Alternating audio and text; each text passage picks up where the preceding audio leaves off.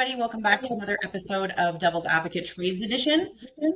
This is Lisa, your host, and I am with Bob Henry from Fountainhead Mechanical. He is one of the founders of Fountainhead, and I am so excited to have him on the show today because we get to talk about everything plumbing if we want to and have our little chit chats too. So, welcome to the show, Bob. Thanks for having me. No worries. No worries. So, as you know, Devil's Advocate is all about the trades and what I like to talk about with everybody is I like to talk about their pitfalls and their successes, what goes on in the trades that you like, or as an owner, how did you come to be an owner, and what are some of the things that you love about being an owner, and maybe what are some of the things you don't like about being an owner. I know that for me, based on I've dealt with a lot of your staff. I have used your company services for my own actual physical house. And I've also worked alongside you guys on some other projects. I know that you guys are really good with your staff for the most part. They never have anything bad to say about you guys. And they're always very content. So that speaks volumes to someone like me, because a lot of times I'll deal with trades, as you know, as a construction consultant. So I work alongside them. And sometimes a lot of people have a really, like, you can tell that they're disgruntled or they're upset or there's grievances, even though they might have a smile, even though they might be polite. But your people are genuinely happy. So I think you guys are doing something right. Thank you. Yeah, I appreciate that. It's been kind of like our mission from day one is to try to just attract the best people and treat them how we'd want to be treated. We don't get it right all the time, and not everybody's the right fit for the culture that we're trying to build here either. And we just try to make sure that we learn the lessons over time that are worth learning and carry that forward in the future.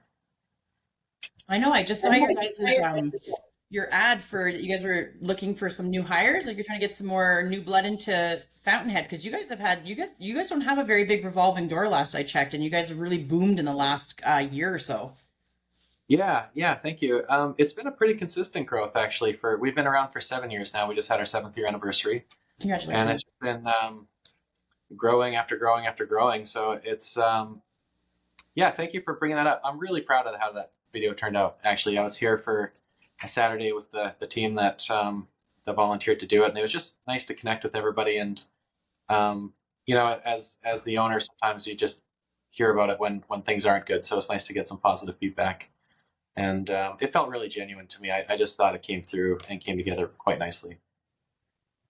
I think that's awesome. You guys did a great job. So Thank you. tell me, you have a partner, Mhm. and your partner is Kel, and I'm just curious for you guys because you guys were once on the tools. Is there anything you guys miss about not being on the tools as much anymore?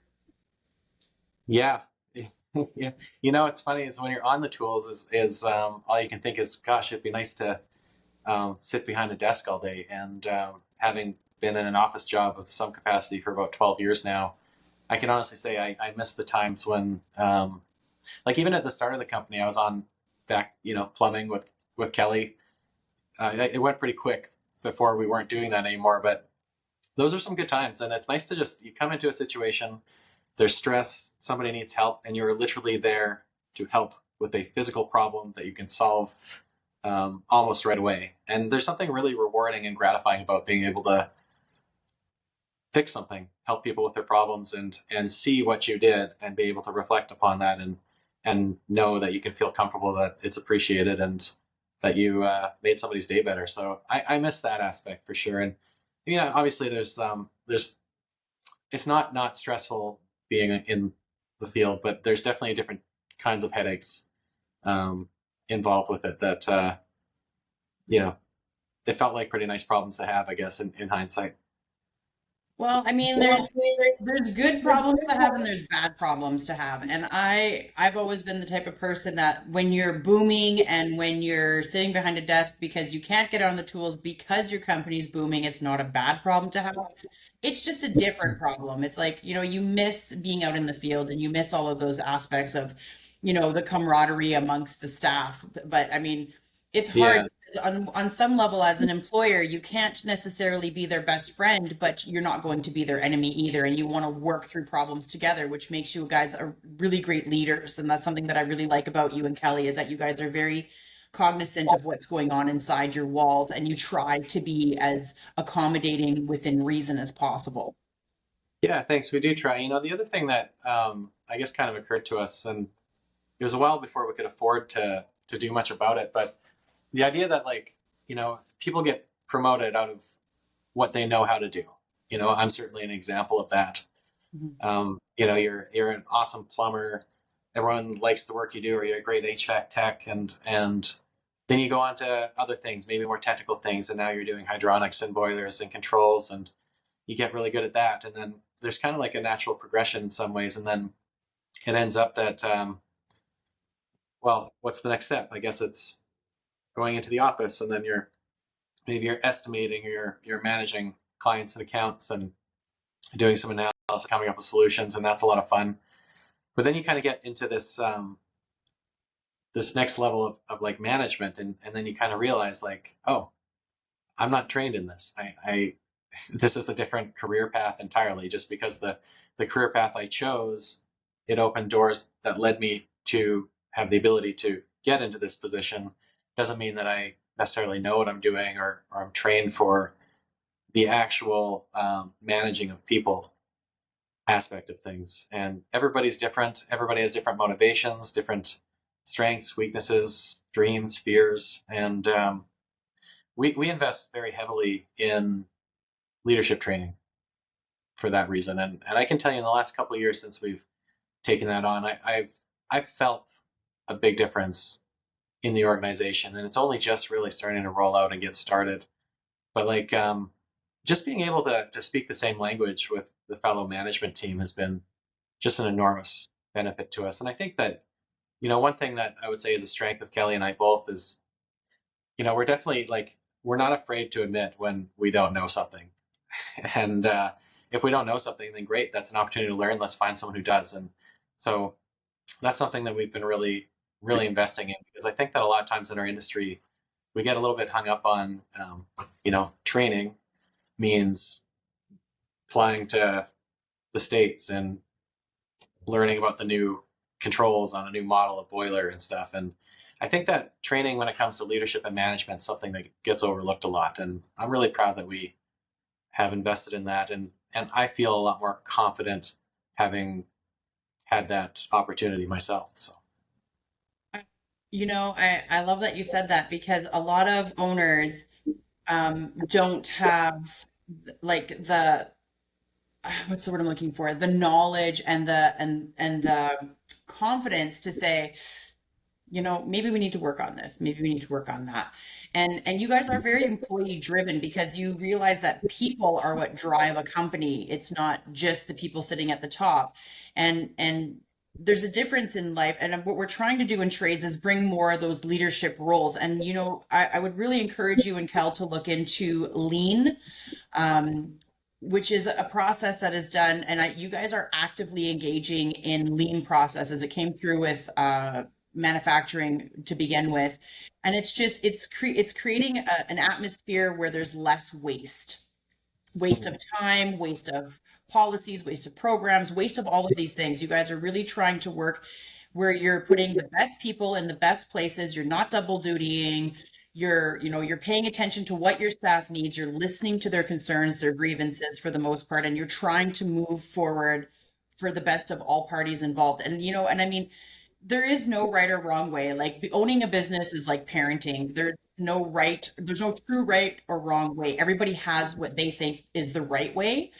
But you and Kelly are always in that position of where do we need to grow? And that's the difference between being, an owner that is extremely like bottom line oriented and an owner who wants to have a bottom line that's rich in all aspects, right? So yeah, I always tell people I appreciate everything you're saying. I mean, you're going to give me a big head here with all the compliments, but well, we yeah, it's funny because that's a two-way street too. Because that's one thing I tell a lot of people that work closely with me, is that it's actually one of the more frustrating things I think about my personality and about working with me, is that I'm just not really uh, money or profit motivated person. I mean, in so much that profit's not a dirty word. Businesses need to be profitable in order to exist and to share with their employees. But I think that Kelly and I are both more value motivated people. And I think that I like to think that's been a big driver of the success that we've had, because I mean the market's certainly been very eager to accept us, which has just been amazing. So Yeah, well, it's fun because we're both in like we cater to condo.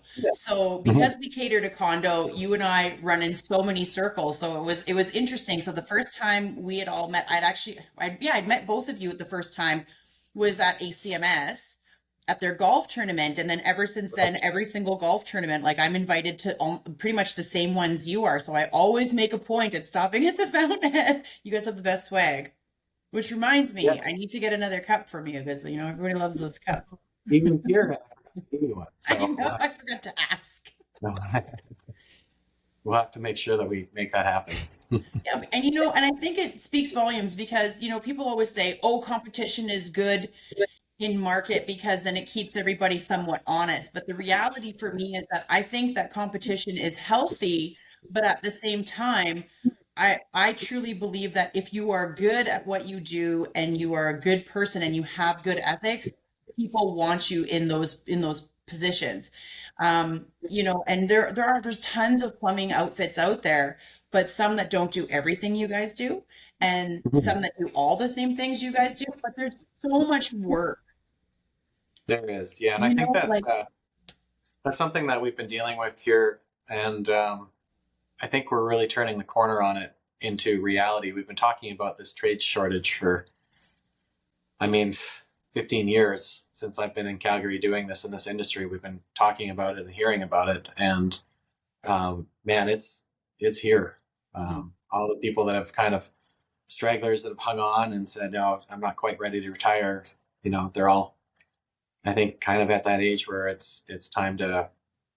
It's just not fun anymore, maybe, or they don't want to hurt themselves or something. So, I think that we've noticed a dramatic shift in the workforce that way, and um, and that's where things like, well, okay, how do we get the message out that we're a good place to work? Like, what makes us different than everybody else? And you've got a lot of companies competing right now, and like money's important, but it's and what do they say? Usually fourth on the list of reasons that anybody um, pursues a job or stays in one. So I think that's where you're really going to start to see the companies that are focused on people and culture um, are really going to start to stand out, because it's highly competitive right now in the workforce for sure.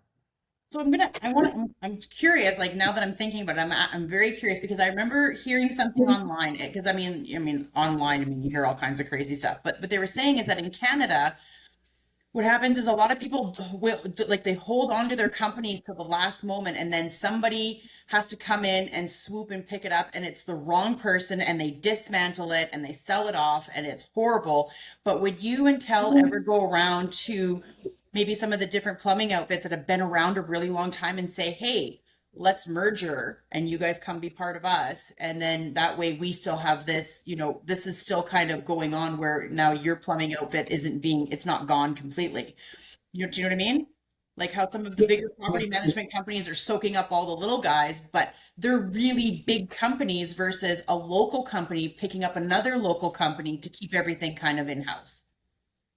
Yeah, I think you're going to see a lot of amalgamation happening. To be honest, like I've had some conversations with a few people in the acquisition space, and it sounds like the whole plumbing HVAC business is getting pretty high up on the list for um, private equity amalgamations. I don't know if you're familiar with what happened to the whole veterinary industry. No, I'm not. Tell It's me. it's it's getting completely just well. I mean, I shouldn't speak too much about something I don't know all the details about, but I know it's in the news a lot right now because there's a lot of American private equity just buying up veterinary clinics and amalgamating, and you're getting less and less choices and options on who you can choose. And I think that the plumbing and the HVAC industry is kind of getting up high on that list because I think that people are seeing it as um, not easily replaced by the next wave of technology. Like that's great. There's robots that maybe can walk now, and there's AI that can almost think, but pretty tough to have either one of those things actually go into somebody's unit, make them feel comfortable, cut a hole in the wall to find where a leak is coming from, or repair their heat. Yeah. Um, like it's a pretty resilient industry in that way, especially being on the maintenance and service side of things. Um, so yeah, I mean, absolutely, it's something that the fun thing about being an owner and especially being an owner of someone like Kelly is, um, you know, anything's on the table. Like we can kind of just, you know, it's like the choose your own adventure book. We're always just kind of, oh, what, does that make sense? Then let's look at it, So we definitely have a lot of big plans for the future of the business and things that we want to do and accomplish, but we're really just trying to focus on the here and now. In the meantime, get the fundamentals right. So I think that's a great thing. And yeah, like what you guys are doing is amazing. But yes, I've heard about all these things I didn't realize it was veterinary clinics that this was going on with, but this is something kind of along the lines that I had heard was that the states are coming in and kind of like dismantling and soaking everything up, which gives not everybody a chance. yeah, But I will tell you this, the jobs that are the most at risk, in my opinion, for AI are virtual assistants and assistants.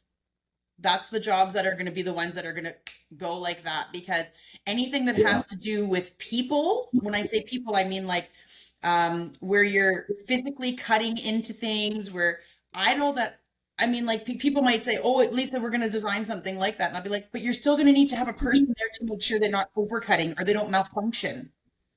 There's yeah. And still I'm going not to be saying people there. it's not to say that it can't be done. It's unlikely that it'll happen in our lifetime. Like, I just, I mean, I think they have to start building things differently first in a totally modular way where something can be assessed, diagnosed, and kind of pulled out holistically. But there's still going to be thousands of buildings that were built by people that probably going to require a human being to service them for the 100%. foreseeable future. 100%. So I'm going to ask you a question, and it's a little bit of a touchy subject. It's on the political side of things, but I'm curious if you're just concerned at all. And I know that you and I have our conversations outside of it, but this is a good one for you. You made a comment earlier saying that you guys sometimes decide if you're going to fly down to the States. And do you think you and Kel will be going into the States to learn more stuff in regards to plumbing or doing any type of shipments through plumbing through the States with everything that's going on? Are you guys concerned and maybe looking to pivot, or are you guys doing that anyway? Um, you know, we've had some conversations about training. It would be like training courses that we would fly people to States for the most part. The thing that sucks is that if things cost more, they're going to cost more, and unfortunately, ultimately, it's going to be the consumer that pays for that. Like it's not like we can just have the Yeah. margins to cover a 25% tariff to keep the price the same. Yeah. But I think like we've been having a lot of conversations about training when our approaches in general. We do some of it just kind of here locally in house. And it's going to be interesting to see the manufacturers that are based in America, how this affects them and what we buy as a result of that. I guess like I would be curious to know how many of the parts that go into making a boiler cross the border, because I think I heard something like just to get a car made, the parts cross the border back and forth 13 or 14 times or something. So um, it's going to be interesting to see what happens with that. It's a topic of a great discussion whether or not that's something that's going to really affect us in our industry or not. Like I said, the industry that we're in has proven to be fairly resilient and somewhat insulated from economic factors. I think in large part because, I mean, if there's water raining down from your ceiling, it sucks. And you're whether there's tariffs or housing prices or a recession or an oil crisis or whatever, COVID, whatever we've been through, you're not going to let that go. You're going to call someone in to come fix that, True. and so I think that's really where, I guess in our model too, like we're always, trying to find the best people has been a part of it. And then just trying to make sure that our processes support our people and that we have a really great product that we're always kind of just trying to build something recession proof, I guess, that just by virtue of delivering on doing what we say we'll do. But it's going to be interesting to see what happens, and we'll find out in a week, I guess, if it's going to, hit us head on, or if there's going to be carve outs, or if it just goes away. Yeah. It's hard to know. Shape or not. Yeah. Yeah, I agree with you. I mean, I feel bad for all the consumers at the end of the day. I'm a yeah, myself consumer, you're a included. consumer. I feel bad for all of us. Yeah, yeah, it's no fun for sure, and everyone's going to pay more if that stuff all happens. But Yeah. yes, you know, it's out of Well, our hands. yeah, it's true. It is what it is. Mhm. Yeah, So you guys, yeah. you just actually finally took yourself, you actually took yourself on a break finally. I mean, every time I see you, I know Kelly takes quite a few breaks. That's He it. goes, he flies away with his family and goes to Mexico and he's got a nice place in Invermere, whatever, wherever that it, like if it's, I don't remember if it's Invermere, it's in and around the BC area. And I know he goes and has fun, but I don't ever hear about you running away anywhere. So I was happy to hear that you and your family took off and had some fun. Yeah, we had a great time. I've never been to Maui before, but it was a pretty special place. Just sunny and 28 degrees every day that we were there. So I mean, there's not So much to well, brag there's a about. few islands in Hawaii. Did you guys just stay in Maui or did you guys go travel around a little bit? No, I wanted to.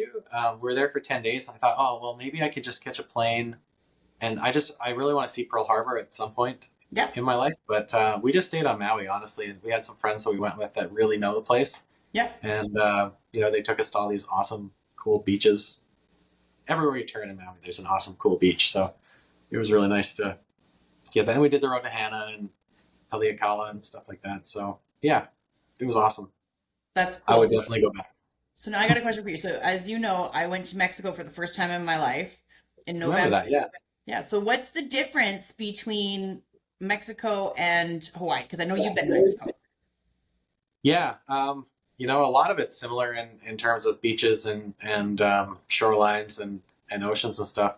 Hawaii is just, I don't know.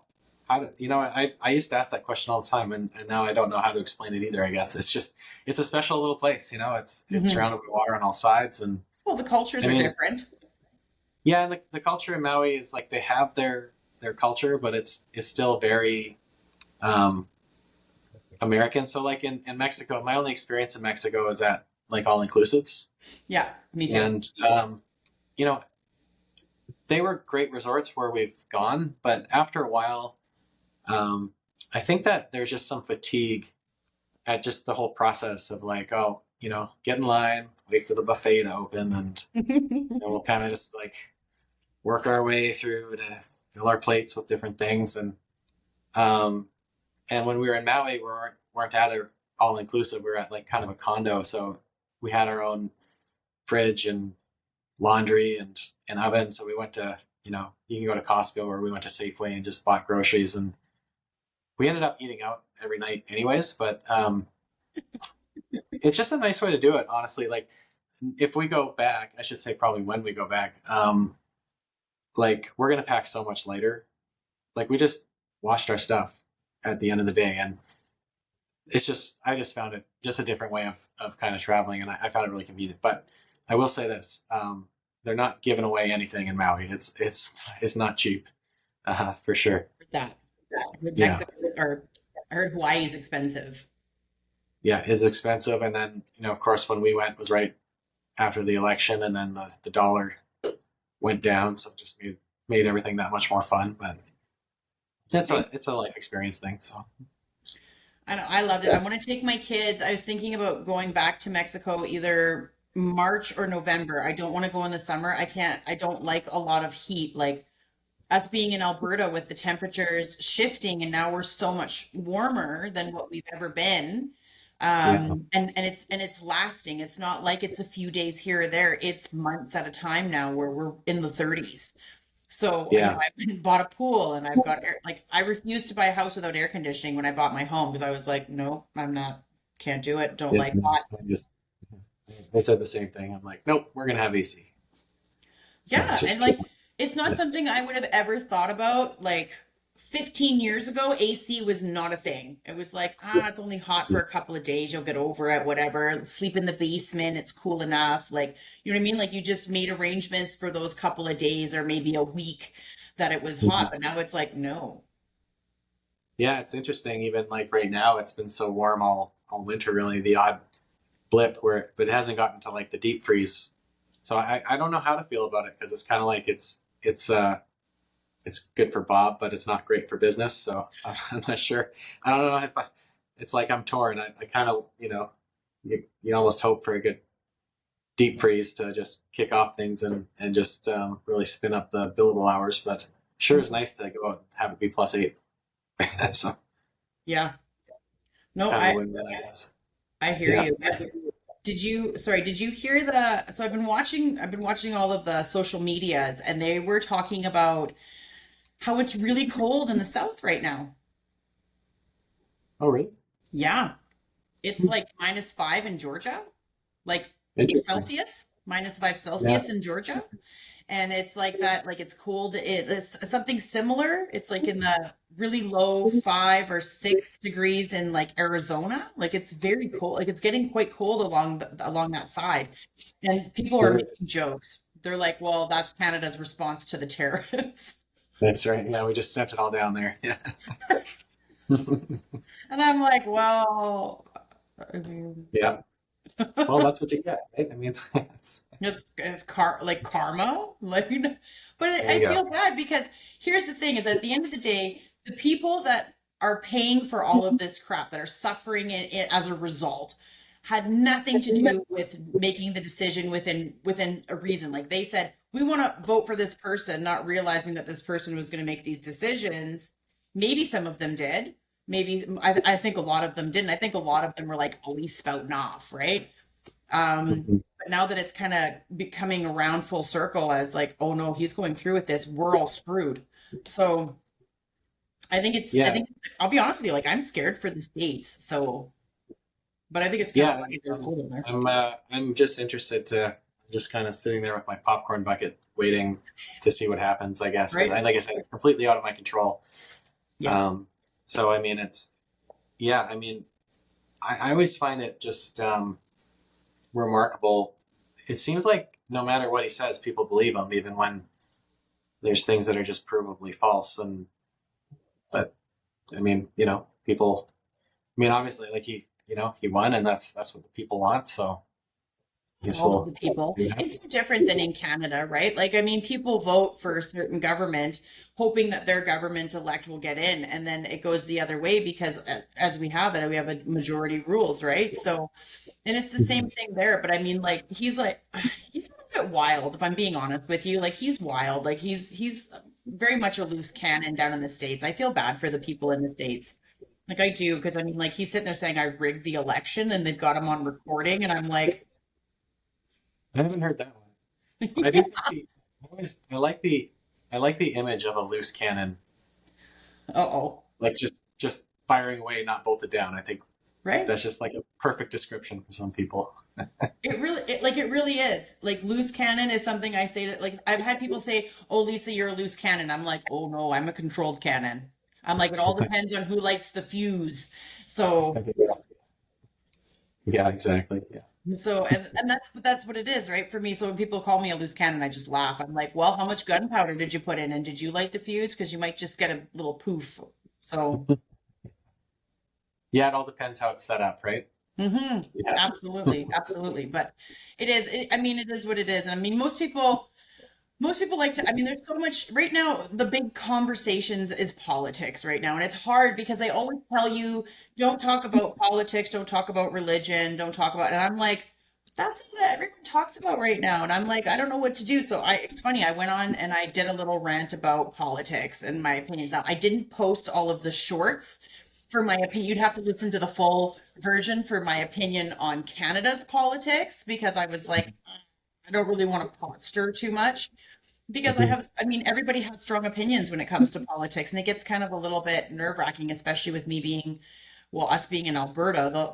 I'm not super happy with the way some of the Alberta government has been operating. So, of course, I spouted that off. Now, has it dropped? Of course it has. And people are listening to it. And funny because when that one dropped, all of a sudden my podcast team was like, "Hey, Lisa, you're ranking 145 now. You've gone up in a month by like Wow. 60." And I'm like, "Oh, I'm like, guess that controversial talk sparks some people's interest." That's interesting. I always wonder about that because I find that I tend to shy away. Like I'm a little uncomfortable Yeah. to talk about that stuff publicly because it's like there's so many different views and opinions. I don't want to alienate anybody with stuff I think. And then I always worry like, well, what if the information I have isn't totally accurate or current either? Like there's so much. I find that's different since like I don't know, maybe 10 years ago, but like the proliferation of like misinformation, it's made it a real job to actually go in and try to find out what's actually true.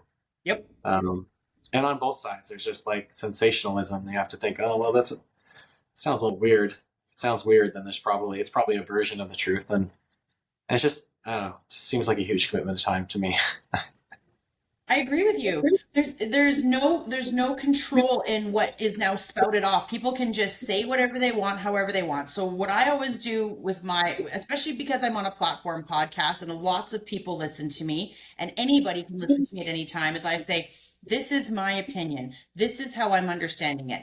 If this isn't accurate, like I challenge anybody to come on and be like, hey, Lisa, that's not right. Okay. What do you got? Mhm.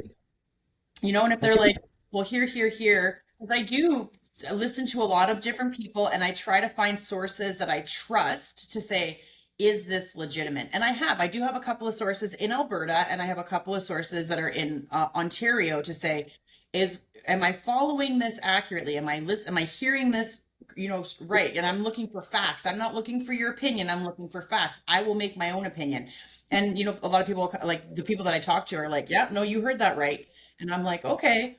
And I talk Yeah. about on the podcast, I also talk about LGBTQ and that aspect of it as well, because there's so much out there about that as well. And so there's so many opinions. And so for me as a podcaster, as someone who wants people to have these conversations, and by the way, kudos to you because you guys don't discriminate anybody in yours. I've seen everything. You have got all the colors in there. So kudos to you because not every employer does. Some employers, they don't advertise that they're doing that, but they're not cool with it either. But I've had, like, you guys have had some really great female plumbers. You guys have had HVAC and plumbers of all different colors and races and religions. So kudos to you guys because not everybody does that. Yeah. Yeah, well, people scream equal opportunity employer, but it doesn't always happen. So, I mean, Yeah, I think that I feel like a lot of I feel like it's primarily driven by social media. I know yeah, that's kind of like the easy scapegoat to blame, but I feel like it deserves it. And there's a book that I read a while ago. I think it's called The Chaos Machine, okay, and it literally describes, but from forget his name. Anyways, he was a journalist that literally followed the development of social media and tracked how it started to affect society. And I mean, there's been governments overthrown over the use of this stuff, right? And just how you kind of just start to really understand how it works. It's a business really just driven by, I mean, greed and the quest for more profitability. And regardless of how you feel, you're more likely to engage with an advertisement if it angers you. So things are kind of designed to make you click on them. And the more sensational it sounds, the more likely you are to click on it. yeah, Even me, like I knowing it, sometimes I'm still not because I'm like mad about it, but I'm usually kind of like, well, that sounds ridiculous. I got to see. I want to see where that goes. You know what I mean? And it can be interesting. And I think that it has had a real negative contribution to people's mental well-being, yeah. like in general, I think. And um, I don't pretend to know what the answer is to that, but I think that it's a huge driver of a lot of the feelings of isolation and I guess loneliness that a lot of people feel these days, anger and just a lot of negative emotions. Because I think you kind of spend a lot of time chasing down those rabbit holes and trying to see where they go, and not a lot of people are aware that it's feeding you that stuff Yeah. because it wants you to keep clicking because that's all it cares about. The more you click, the more advertising dollars it gets paid. It's true. What you're talking about. So you're talking about clickbait, and you know what? We know this from experience because I mean, like I even said it in one of my podcasts, like the Jerry Springer thing. Like I felt like the inauguration was Jerry Springer, but we knew Jerry Springer was somewhat fake. But what we Mm-hmm. didn't know was behind the scenes of that. I mean, I didn't watch the documentary for that, but there was a lot of talk about how behind the scenes, how a lot of things went sideways because people were embarrassed and people didn't know what was going on and people were set up in these situations that were coerced by the staff of these, of these different news or media segments, right? And that's what happens a lot is media, like Fox News and a lot of these guys, they want to play on your emotions, and the emotion that's the easiest to play on is anger, frustration, or curiosity. So that's where you're going to be like, well, wait a minute, what's happening? And then you want to look into it. Yeah, So, and I mean, like that's media across the board, in my personal opinion. I think media kind of dictates what they want to put out, how they're going to edit it, and that's why I always say I don't edit my podcasts. I want you to see how they are as is. The only thing I edit is taking out different noise in the background that might be, like there might be my kids might be talking, and I don't want you to hear that, so I'll just noise cancel that. Yeah, right? So, I mean, that's it. Other than that, you get it raw because there's so much editing that people do because they want to gloss over one aspect and then up, and then hype up another. yeah, So, and I'm just not into that. I'm like, let's just have the real conversation. You want to talk about this, you want to talk about that, let's talk about it, right? for So, sure. yeah, it's just Yeah. one of those things, And but I know you talk about mental health a lot in the I do. trades. Um, I think that's a good conversation to just keep having you and anybody really just kind of keep coming back to because I feel like it's kind of a segment of the population where it's not really discussed enough. I I agree. think it's uncomfortable for a lot of people in those positions to really feel like opening up or discussing how they're feeling. So I'm not sure what that is exactly, but there's something about the culture of being the tradesperson that seems to make it tough to be comfortable with conversations around So feelings. this is what I understand. This is how I understand mental health.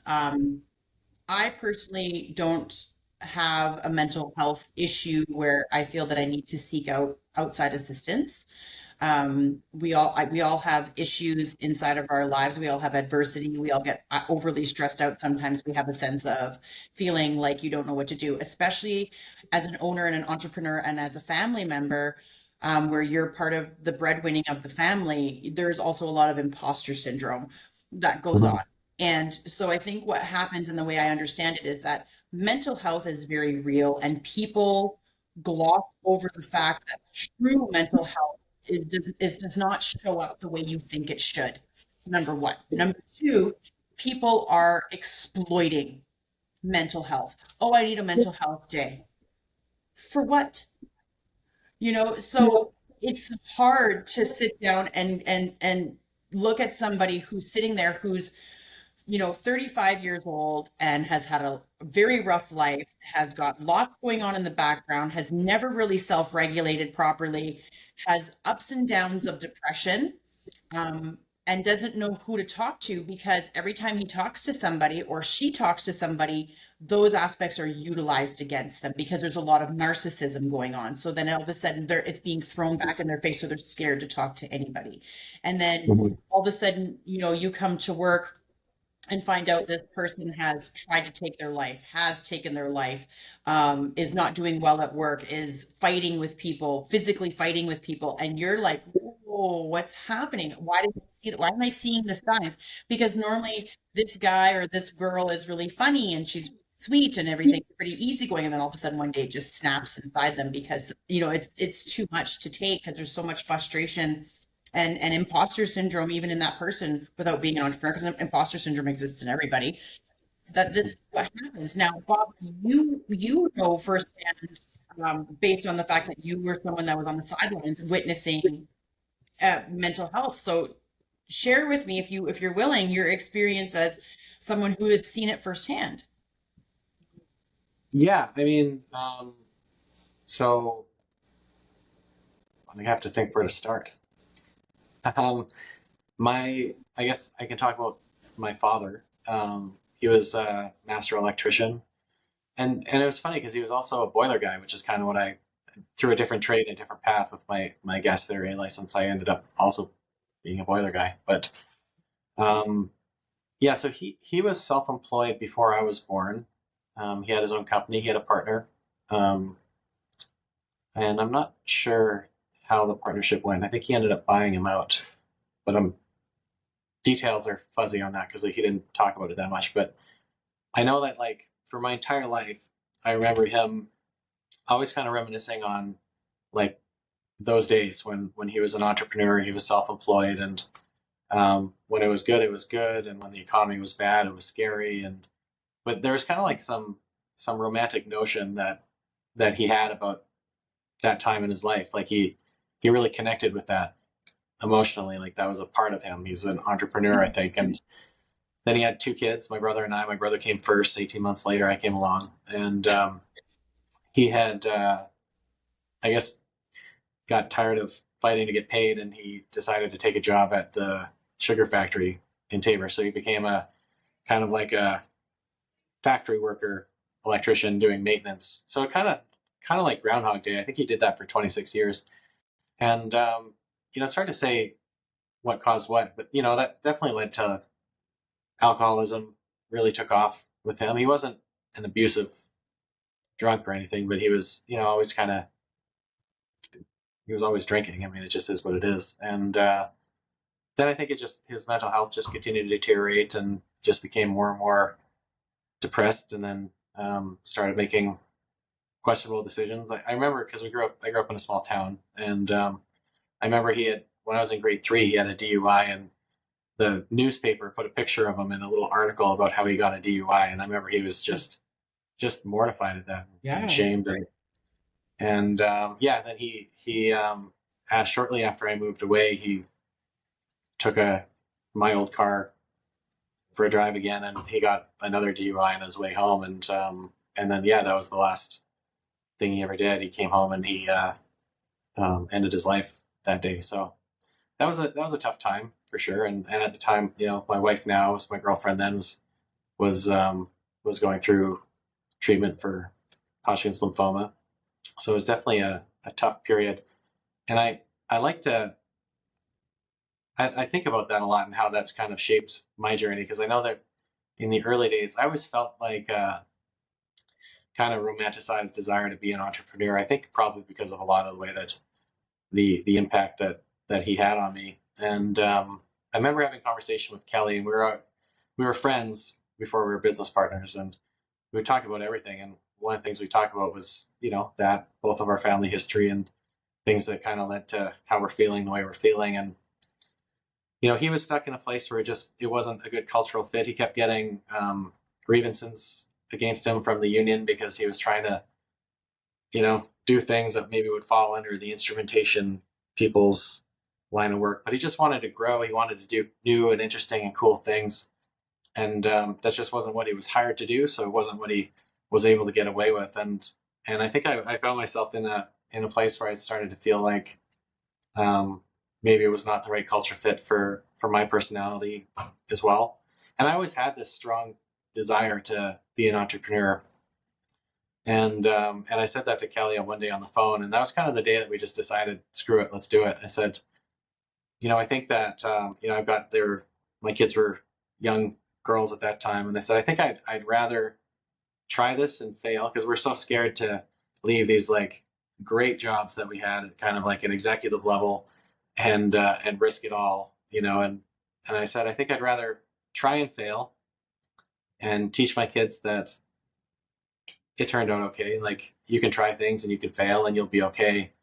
Then, get to the end of my life and realize that I never tried it at all. And like, if I had like, you know, if I knew that there was another life to go like do over, Yeah. then I very well may have just stayed and kept doing what I was doing. But, that's the thing about time is you only have so much of it. So yeah, that's kind of the whole mental health impact's been a huge part of my life, and I would say that's something for my father that he just didn't have the tools, or he had the access to resources, but he just didn't have whatever it was he needed to access those resources and get the help that he needed to get. I think a big part of that too, Bob, is that your father is born, he's probably the boomer generation. And boomers were born to, so their parents which would have been our grandparents. I think I don't remember what they're called. I don't remember what the generation's called. Meh. But Mhm. I'm pretty sure that there's boy code, right?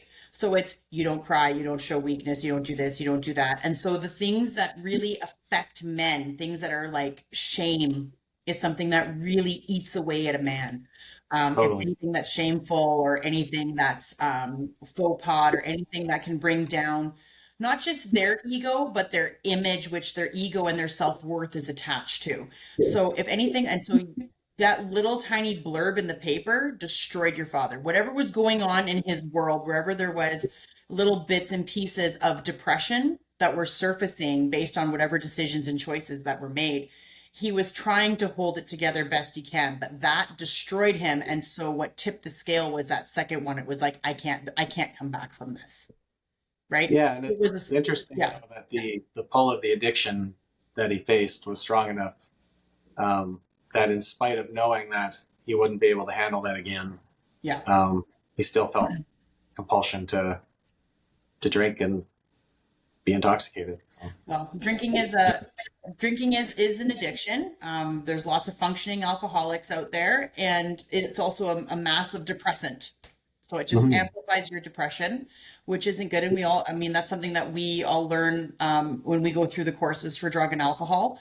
Um, like I had to take all those courses through well, many different fields that I did. So I did policing, I've done, criminology, and I've done safety, and all of those have, you go through the drug and alcohol courses to understand the effects of different types of drugs.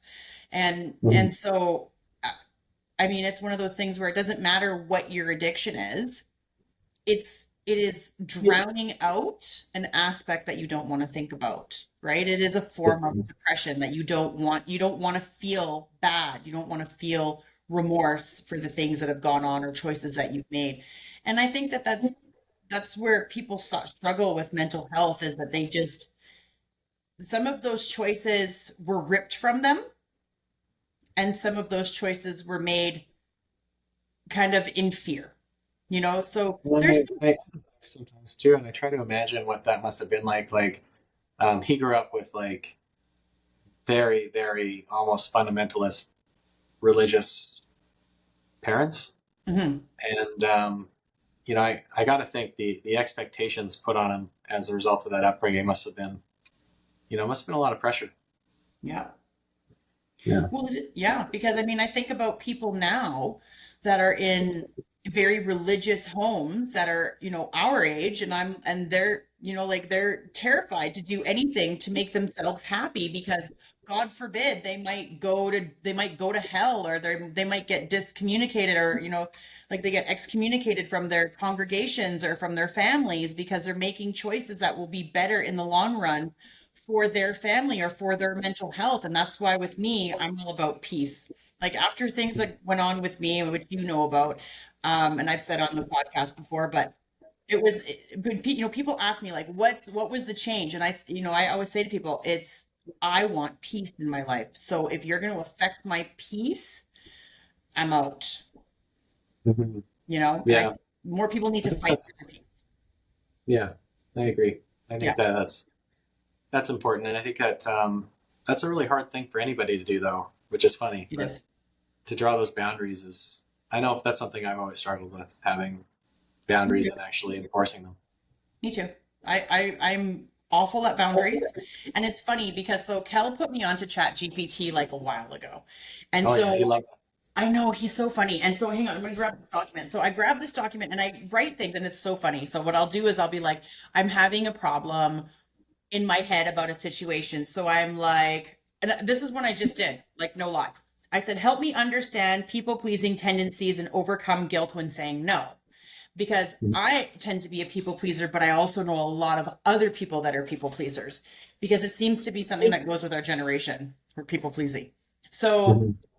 and then it gives you all of these aspects of what to do, right? So it's like introduction, briefly define people pleasing behavior, organizing people's needs over your own, to gain approval or avoid conflict. And I'm like, yeah, that's accurate. And then it goes like why people pleasing happens, the root causes, psychological drivers, just things like, and ChatGPT spits this out.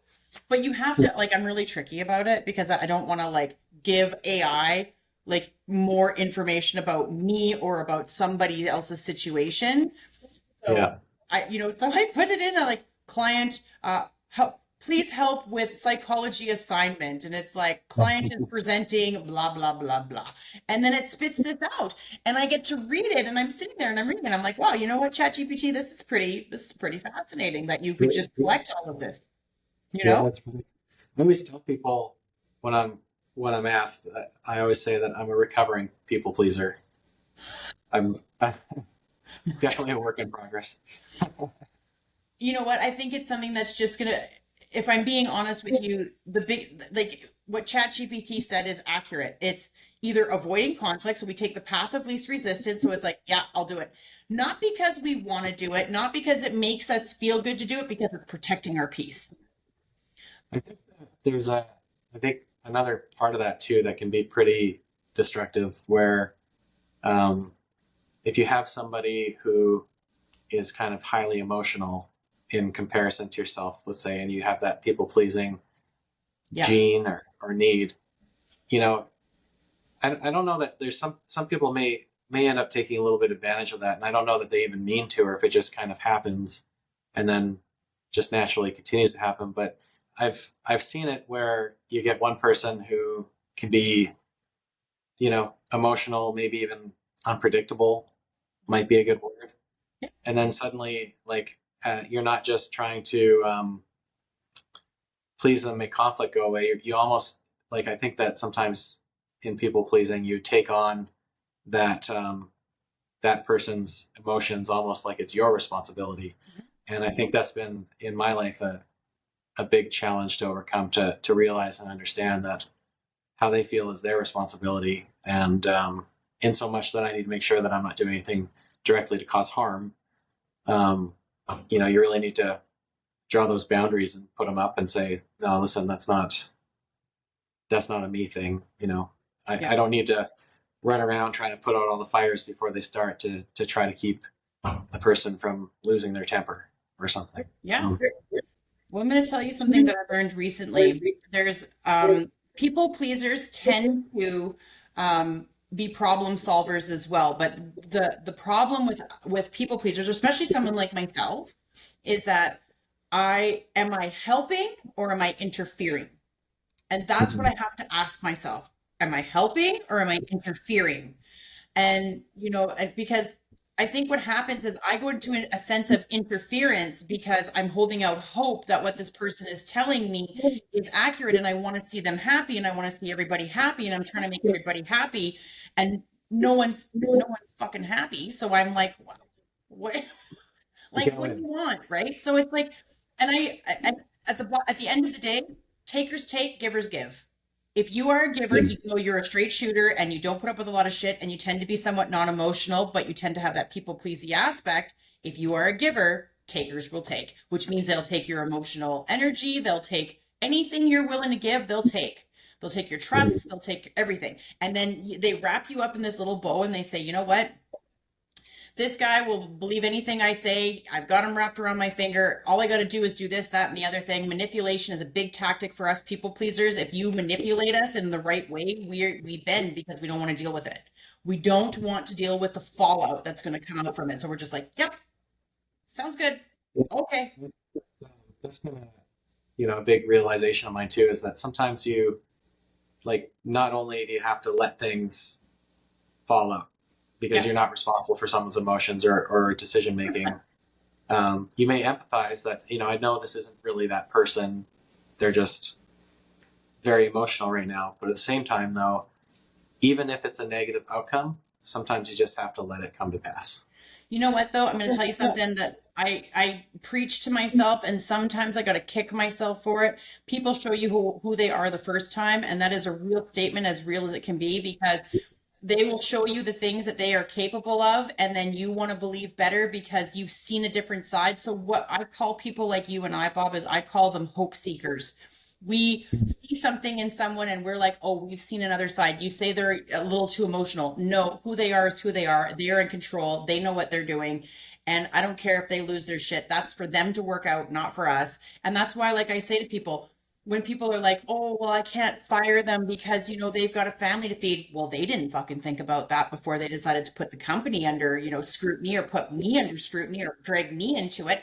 It's like, you got to just like, and I went through this with, in one of the companies that I worked at, one of the people were stealing, the payroll lady was stealing from the company, and I saw it, and there was all of these little like Easter eggs as to why we shouldn't go after her. And I was like, fuck you, I'm going after her.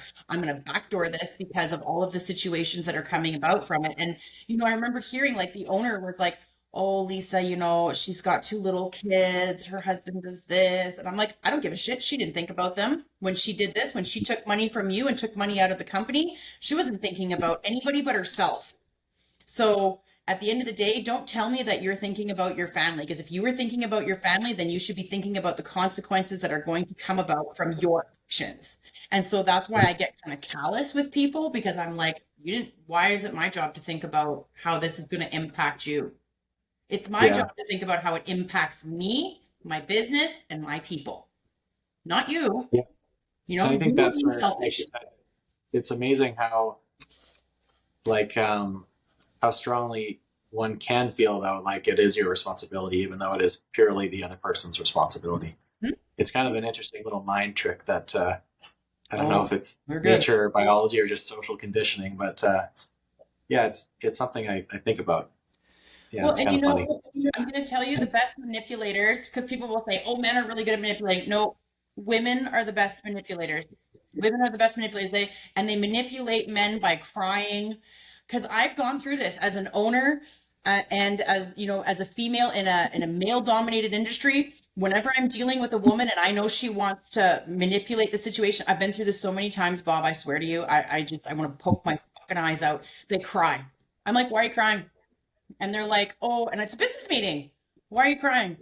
Oh, well, I just have a lot going on and this is just who I am, or this is what happens when I'm overwhelmed. And I'm like, well, take a minute to go, straighten that out, because I'm not doing this with you. But a lot of guys are like, oh, okay, I don't want you to cry. And they back off because it works, because men are like, I don't want to be held responsible. I don't know what else is going to come out of their mouth if they say that I hit them. So right away, it's a guard that goes up for your guys' self-protection. And you're like, okay, we're not going to talk about this. No problem. Yeah, everything's fine. It's no problem. And then they've won. Women like me are like, go take 2 minutes, clean your face up, and stop fucking crying. This is a business meeting. What are they going to do? She hit me? Go ahead. Go And I ahead. think that's where, and I think like those situations are definitely uncomfortable.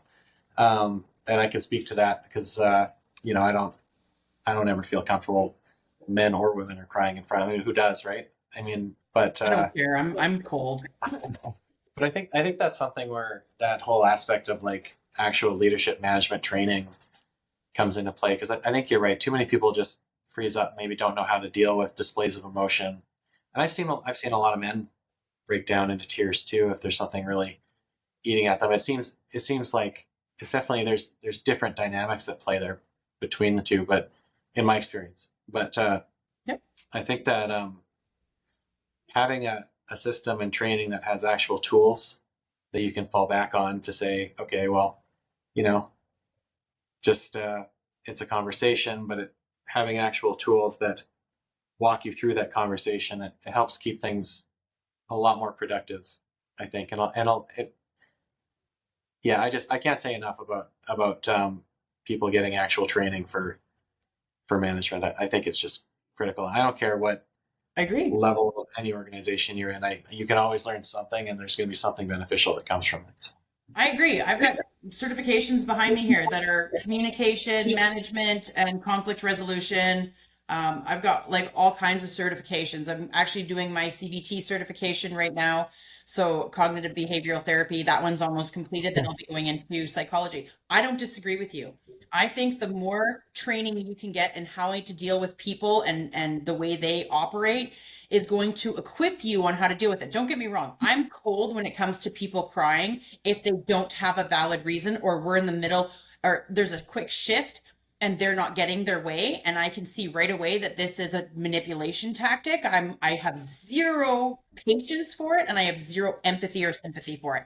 But if someone comes to me and they're choking up and they're like, somebody in my family is dying. Somebody in my family has been diagnosed with this. Somebody in my family, or I'm having a hard time. I'm getting separated. Whatever the case may be, I have empathy, and I'm going to say, hey, you know what? Take the day. Hey, you know what? Let's sit down and have a conversation. Let's work through this together. I'm not a complete, cold-hearted bitch by anything, but I will sit down and I will review on how this is going. Are we having a conversation about something that is sensitive towards your character and now you're having a cry? Well, I don't have any patience for that. Are we having a conversation? I think that for me, I find it really hard to tell the difference, Mm-hmm. and I would hate to get it wrong. So I try to lean towards empathy until I really feel like there's been several opportunities to prove that it's some kind of a manipulation tactic. I think when that happens, though, it can also waste your time and theirs.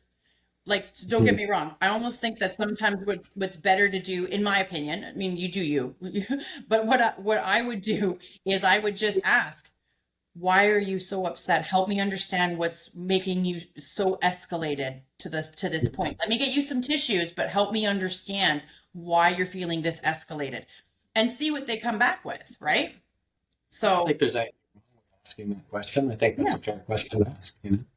Yeah, and I think it's all about your approach. Like, depending on where I am and what and who I'm dealing with, I can be really cold and be like, "Why are you crying?" Like, I don't care. And then there's other people where I'm like, "Help me understand how this has escalated to this point where you're in tears. What am I missing?" Yeah. And then they're like, "Well, this is what's happened." And if in that moment I can say, "Okay, I can understand that," or, that sounds like a load of shit. I'm going to dig further and ask more questions, right? But I'm like the never ending story of questions when I think someone's trying to manipulate me. I just ask them so many questions to the point where they get annoyed with me and they're like, never mind. And I'm like, okay. Conversation over. Right? I'm like, oh, well, that was easy. Because the way that I look at it is that most people, if you're giving them an opportunity to have that conversation with you, will take it.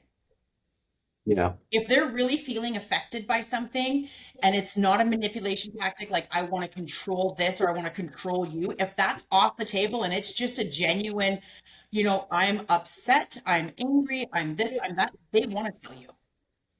Yeah. And they're going to talk Well, and they're going to say, you this is hope what's that going on. everybody comes to the table with the same goal in mind, which is ultimately to resolve whatever the issue or the conflict is. That's a wonderful hope. You just hope. Yeah. It's a wonderful hope, but you and I both know from experience that it's not real. Not always. Not always. No. No, it's because some people just want to fight, and they want to fight for many reasons. They want to fight to give them a reason to continue with their addiction. Some people Mhm. want to fight because that's all they know how to do and they're addicted to chaos. Some people want to fight because they just feel like having conflict in their life is just normal. It's like a self-fulfilling prophet. Oh, well, I'm probably going to get fired today, so blah blah blah blah blah. And then they go and start shit with somebody at work or a client or a reason that's going to get them fired. And it's like I tell them, I'm like, you're a self-fulfilling prophet, like ridiculous. Like like stop doing things that are going to compromise your job. So, and then Yeah. There's probably a lot of that, a lot more than anybody realizes. but Kind that's a of that. mental health thing too, where it's like, I help agree. me Yeah. understand why you're feeling this way and why you want to be destructive towards yourself and why you're self-sabotaging. And let's try and work on some better. So, a perfect example of what you guys are doing that's great is sending them to leadership training. Leadership training covers and touches on these things, which then they can Yeah. practice themselves. Yeah. And then it like I said, it's that, but it's also about like the having the 100%. tools for accountability, and it's also nice just kind of having like bringing in a system where it's like it's not you're not taking responsibility for any one given form or direction. It's not like no one can really question whether or not oh, they're just targeting me or they're just targeting this sector with this or whatever. This is just a standardized, things like a feedback log and a coaching report, and kind of take the place of traditional write-ups where I mean, you still have a policy about documented disciplinary action, but you really try to hope you can coach people to get back on the right track. And, you know, it's something where, we have not, I would say it's been an area of improvement of ours right from the start has been giving regular, meaningful feedback to people. So, Yep. just having a system that has those tools with regular intervals that encourages that dialogue, that conversation, and that feedback. Yeah. Like I said, it's still in its early stages of being rolled out to like the next group. Yeah. But I feel like we're already seeing a lot of really positive outcomes. I agree. I agree. There's momentum and there's change, and I mean you can't grow without change and adoption. And I think that there's a lot of really great things that are coming out of different aspects of how you choose to help your people grow and support them accordingly, and giving them the training that they need. And like there's can't and won't, and it sounds to me like Kelly and Bob are not putting people in a position to can't. It would just be a position of won't, and that's not you putting them there. That's themselves putting themselves there, right? You guys are giving them the tools and the support. So that's great. Yeah, we're doing our best. I think I can't think of a better investment, honestly. People are a great investment. I agree with you. I think that when you invest in your people, you see it tenfold back. You're going to weed out some of the crazies, and that's just how business works. It's like, when farmers, plant crops, and not all their crops are going to be wonderful, but then you get rid of that and you try that one over again, or you just, or you get rid of that aspect of that part of the crop, and you just keep moving forward with the ones that are working well, right? You invest your time in the ones that want to have their time invested with you and invest their time for you as well. To me, it's always about give and take, right? Yeah. So I totally agree with that. But we're at the top of the hour, so I'm going to wrap us up today. So thank you so much, Bob, for coming on the show. So Fountainhead Mechanical in Calgary, Alberta. You guys service all of Alberta area, do you not? Do you service in BC too? We're pretty much like we do some things like for boiler manufacturers, we'll do some commissioning startups out of the area, but for the most part, we're Greater Calgary area. Okay, Greater Calgary area. So Airdrie, Chestermere, Cochrane, Okotoks, kind of the whole circle around Calgary of Gotcha. everything. Canmore, Specializing in condominiums for the most part and commercial, but we really try to identify with that condominium market because I think we're good at it and we understand it. You guys are great at it. Thank you. Yeah, you're welcome. You're welcome. Well, I mean, condominiums deal with a lot of boilers and whatnot, right? So, and like that crazy heating system. When I had one of your guys down dealing with me at one of the sites I was down at, and I brought one of your guys in, and I can't stand them. I feel they're very like archaic. It's the ones that are all water heated, like the rads, all the way around the walls, and I'm like, yeah, they still make them. They do. Yeah, we do a lot of cool stuff, and we know how to work with boards too if we get access to have the conversations with boards. Like, who did one? I'd like to make a post or a testimonial about it if they're willing, but their Make It Bear failed. But as of January 1st this year, you can only get high efficient boilers now. So to replace it with the same for same would have been, a questionable use of their money when 10 years from now they have to replace their boilers and change everything because the venting all changes. So we came up with some really cool solutions, worked with them, and got them a hydronic Make It Bear that runs off their boilers. And then we gave them some budget pricing so they can plan, accurately in the reserve fund to replace their equipment as needed. So stuff like that is just fun, and we get a lot out of it. And they, it just really helps kind of solidify the market we want to be in. Well, let's not forget you are logged in for June to do a talk with Condo Chats at COF. So I think this is a great topic to talk about. So I think that would set you aside. So I know, so I always have a couple plumbers, a couple of like every trade. I'm pretty sure. So Trotter will be talking as well. So maybe this is an aspect that you cover, and then they can cover something else, so that people don't feel they're getting the same information. I wonder if it's worth getting us in touch with whomever is speaking on their team to kind of make sure we don't. You've spoken with him. Oh, okay. Yeah. So you know who it is. But I think I'm never against people knowing who's from the opposite side is coming over, and what they're talking about. I've had two different types of engineers, and they talk, right? So I had Morrison Hirschfield Stantec, and then I had RJC. So Oh, then, cool. and I know that they talked with each other, which is great. I love that. I Yeah, love that they all talk. you don't want it to be boring and repeat yourself a bunch of times. So We want everybody yeah, to do well in it. 100%. definitely.